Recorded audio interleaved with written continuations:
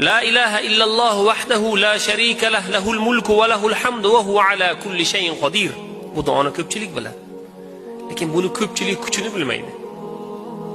Payg'ambar sallallohu alayhi va sallam aytadilar, bu duoni ertalab inson bomdoddan keyin 100 marotaba o'qisa, bomdoddan keyin 100 marotaba o'qisa, 10 ta qul ozod qilganni barobaricha ajr yoziladi. 100 ta yaxshi amal yoziladi. Undan 100 ta yomonlik ketadi. Gunohlar o'chiriladi. To kechga kirguncha paytda Alloh taoloning himoyasida bo'ladi.